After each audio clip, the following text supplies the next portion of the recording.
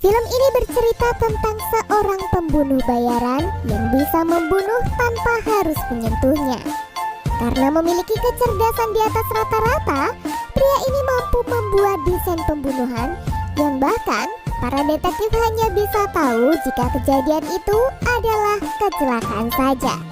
Bagaimana kisahnya? Inilah dia, The Plot. Film ini berlatar pada malam 24 Desember bertepatan dengan perayaan Natal.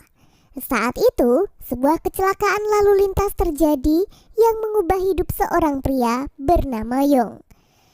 Sahabatnya yang bernama Jack menjadi korban dalam insiden tragis itu. Meskipun banyak yang menganggapnya sebagai kecelakaan biasa, Yong merasa ada yang tidak beres.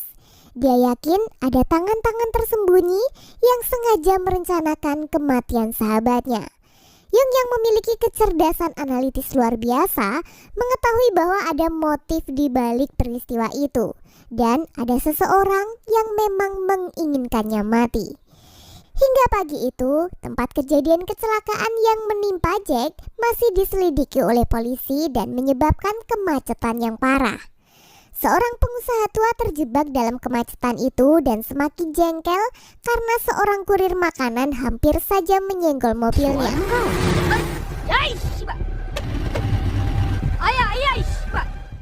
Karena tak terima, dia pun mengejar kurir itu untuk memberi pelajaran. Namun, nasib buruk seakan terus menghampiri pengusaha tua itu. Saat hampir menangkap kurir, dia malah terjebak di lokasi konstruksi dan mobilnya malah kejatuhan cat. Dia pun semakin kesal dan tiba-tiba tembok di sampingnya roboh dan menimpanya hingga meninggal. Ternyata, di balik semua ini bukanlah kebetulan. Kematian pengusaha itu telah direncanakan oleh sebuah organisasi yang bernama Petugas Pembersih, dan itu dipimpin oleh Yong. Ya, Yong adalah sosok yang bekerja dalam dunia gelap. Dia menggunakan kecerdasannya untuk merencanakan pembunuhan tanpa harus menyentuh targetnya.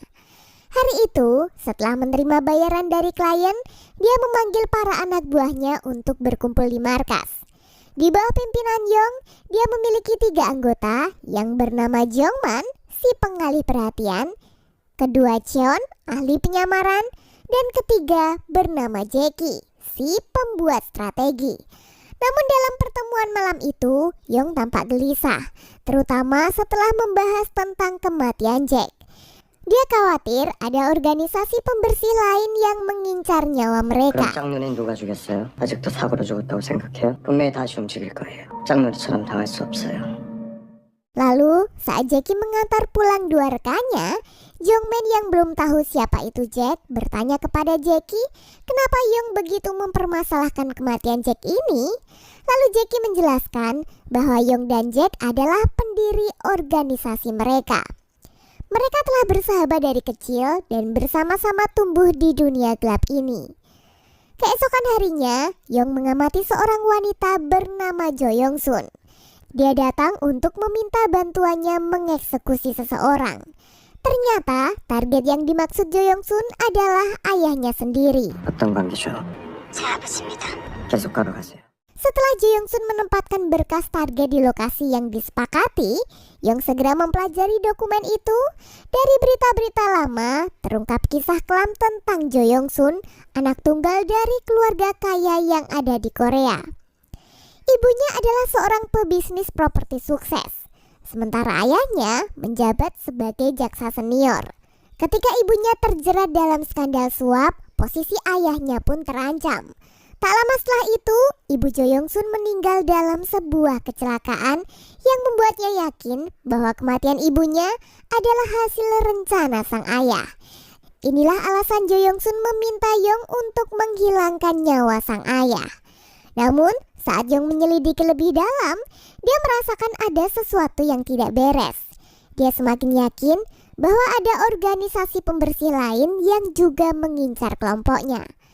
Malam itu, di markas Yong mengumpulkan timnya untuk membahas situasi ini. Namun rekan-rekannya mulai merasa khawatir karena akhir-akhir ini Yong sering berbicara sendiri. Penyakit delusi yang dideritanya membuatnya berbicara dengan bayangan Jack, sahabatnya yang telah tiada. Keesokan harinya, Young dan timnya berdiskusi tentang eksekusi jaksa yang menjadi target mereka. Mereka mempertimbangkan berbagai metode, termasuk merencanakan kecelakaan lalu lintas, tetapi menyadari bahwa itu akan melibatkan banyak korban yang tidak bersalah. Jackie kemudian mengusulkan untuk menggunakan sengatan listrik yang dianggap jauh lebih efektif. Young pun setuju dengan syarat mereka harus menunggu hujan agar eksekusi lebih sulit dideteksi. 좀 더 고민해보죠. Setelah semua rencana disusun dengan sempurna, misi pun dimulai. Young mempelajari aktivitas jaksa dan orang-orang terdekatnya. Dia mencatat semua informasi yang relevan, dan pada malam hari, saat wartawan berkumpul untuk meliput sebuah acara, kilatan kamera mereka akan membantu menyamarkan aksi eksekusi. Namun di saat yang sama, seorang YouTuber misterius melakukan live streaming. Dia memprediksi bahwa kematian jaksa akan terjadi dalam waktu yang dekat. Dia menyebut dalang dari kematian jaksa ini adalah si manusia kupu-kupu. 체르노빌 9.11 테러 때도 목격이 됐. 주성직은 곧 죽습니다. Sekarang kita kembali ke Young dan timnya. Hujan mulai turun, seperti yang sudah diprediksi oleh Young. Tepat saat jaksa bersiap untuk wawancara, Young mendengar percakapan telepon jaksa yang menyebutkan nama anaknya. Hal ini membuat Young curiga bahwa jaksa juga menyewa petugas pembersih untuk menghabisi nyawa anaknya sendiri.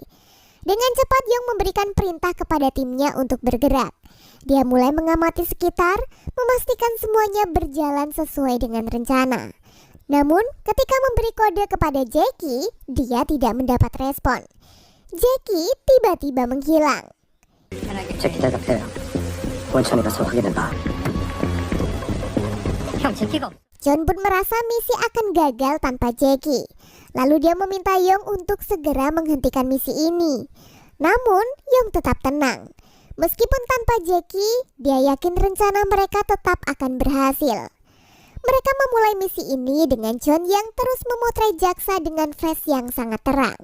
Dalam waktu yang tepat, Jo Young Sun secara tidak sengaja melepaskan kursi roda ayahnya. Dan saat jaksa meluncur menuju tiang listrik yang sudah dipasang, aliran listrik pun menewaskannya.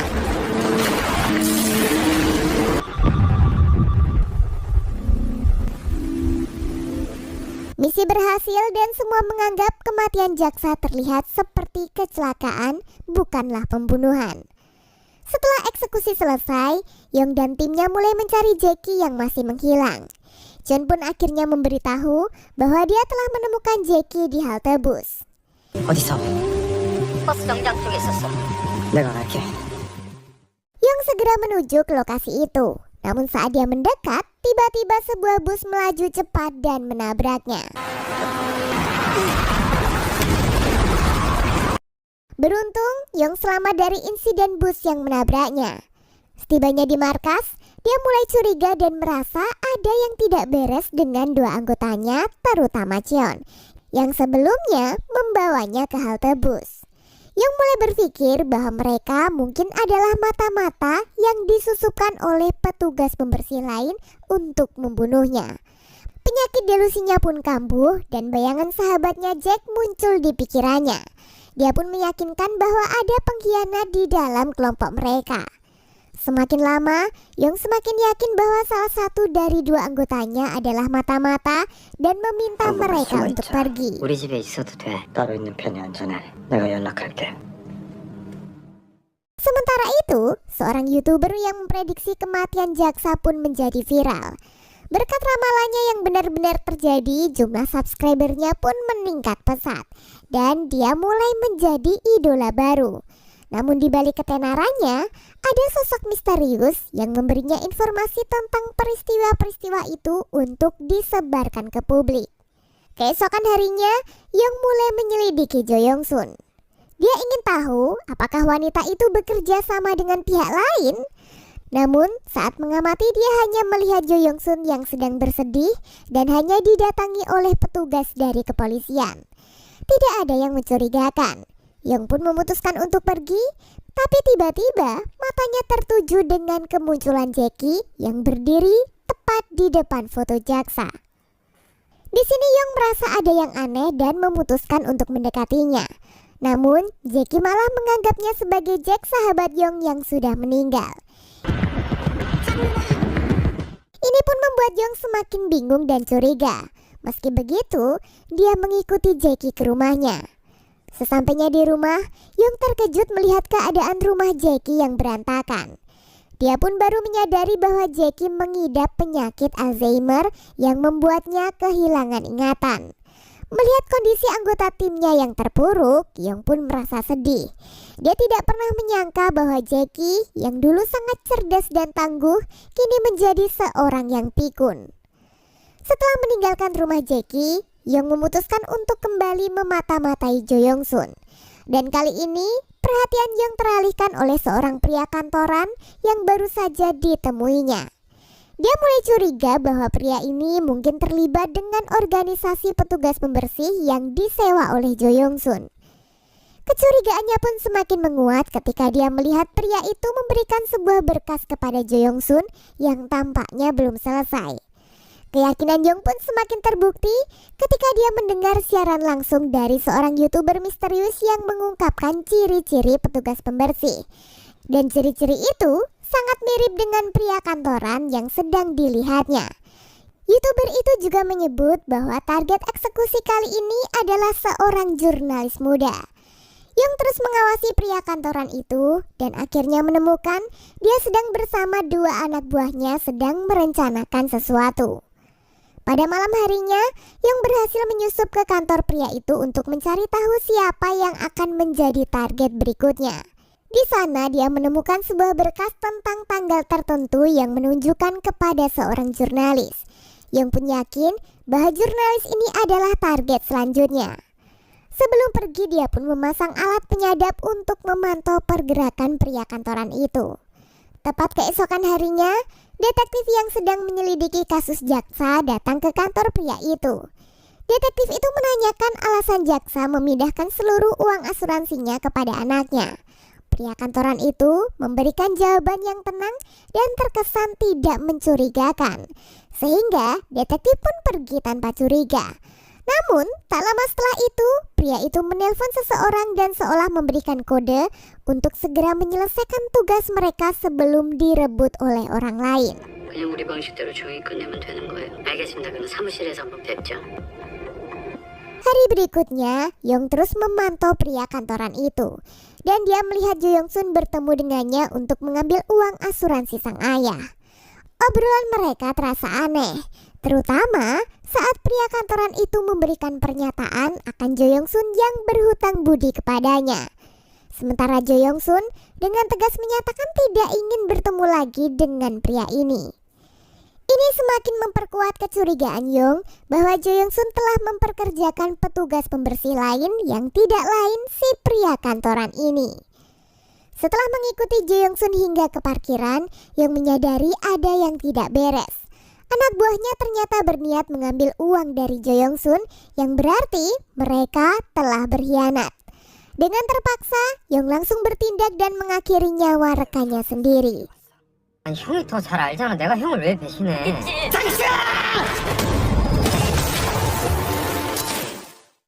Ketika dia keluar dari gedung, dia malah melihat Jo Yong Sun tiba-tiba jatuh dari atap gedung dan tewas tepat di hadapannya. Namun masalah tidak berhenti di situ. Ponselnya berdering dan suara Jackie pun terdengar panik. Dia memberitahukan bahwa dirinya dalam bahaya. Yong segera menuju rumah Jackie, tapi sesampainya di sana, dia sudah terlambat. Polisi sudah datang dan telah membawa mayat Jackie.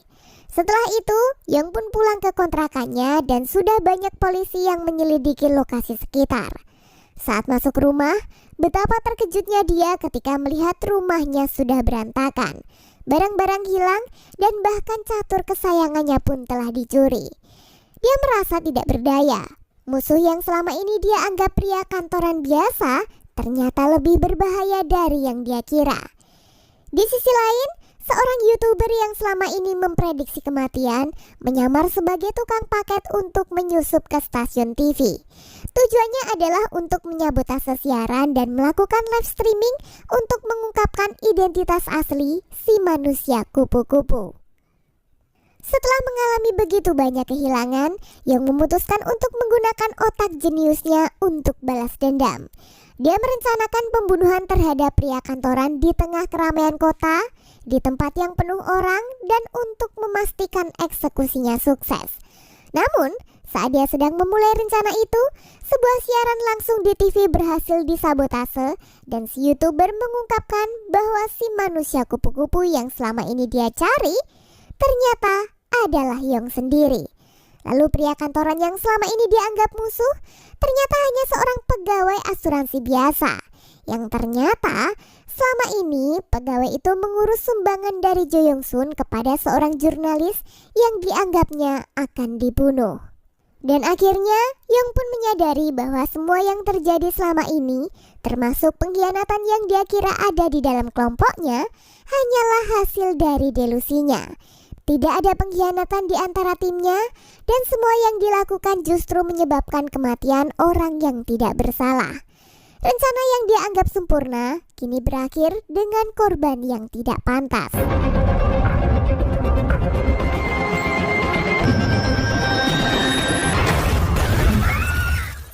Merasa bersalah, Yong pun menyerahkan diri ke kepolisian dan menceritakan semua kejadian kepada detektif yang menangani kasus ini. Dia ingin hukuman yang setimpal atas apa yang telah dia perbuat. Namun, detektif itu mengatakan bahwa tanpa bukti yang jelas, tidak ada yang bisa dia lakukan. Semua kasus kematian yang melibatkan Yong tidak bisa dibuktikan. Dan Yong tidak bisa dibunuh, dia pun disarankan untuk pergi ke psikiater saja.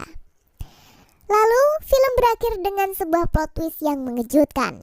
Detektif yang menangani kasus ini ternyata adalah anggota pembersih lain yang memang berencana menghancurkan kelompok Yong agar menjadi satu-satunya petugas pembersih. Dan film pun